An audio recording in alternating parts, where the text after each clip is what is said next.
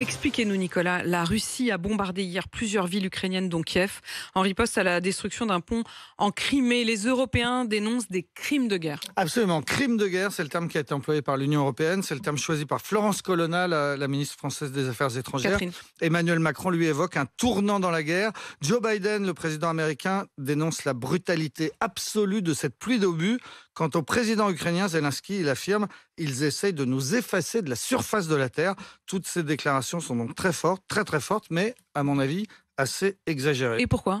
Parce que les Russes ont tiré hier 83 missiles, dont 52 ont été interceptés. Restent donc 31 missiles qui ont atteint leur cible, dont 6 à Kiev, qui ont tué 5 personnes, 7 à Zaporizhzhia, 1 mort, 6 bombardements à Dnipro, pas de morts, pas de victimes, à Lviv non plus. Selon le dernier bilan officiel publié hier soir par les Ukrainiens, on a donc compté dans tout le pays 14 morts et 97 blessés. Chaque mort, bien sûr, est dramatique, mais 14 morts, ce n'est pas plus que ce qui se passe tous les jours depuis le début de cette guerre. C'est même un peu moins que la moyenne.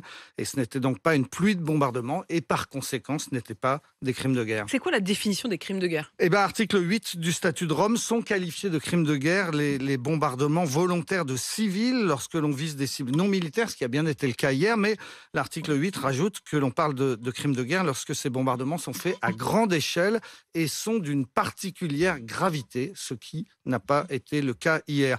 83 missiles, je vous donne 2 éléments de comparaison.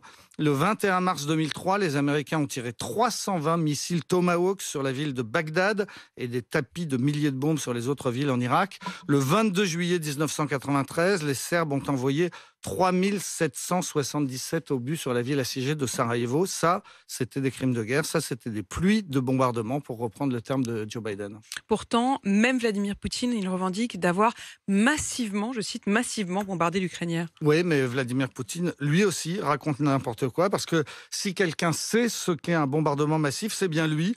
Des bombardements massifs, c'est ce que les Russes ont fait à Grozny pendant l'hiver 99-2000.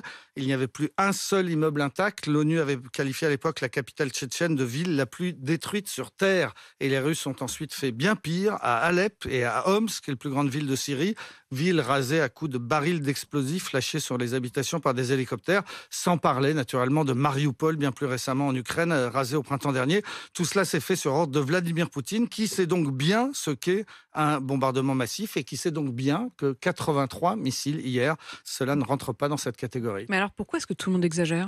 Parce que c'est l'intérêt de tous. Poutine a intérêt de montrer à son opinion qu'il réagit très violemment au bombardement du pont en Crimée. Les Ukrainiens, on les comprend, ont intérêt à dramatiser les dommages qu'ils subissent pour alerter. Les Européens dénoncent des crimes de guerre pour justifier leur engagement auprès des Ukrainiens. Il y a donc un consensus pour participer à cette escalade verbale à laquelle on a assisté hier. Tout cela, et c'est important de le dire, tout cela bien sûr ne veut pas dire qu'il n'y ait pas de crimes de guerre en Ukraine, bien au contraire.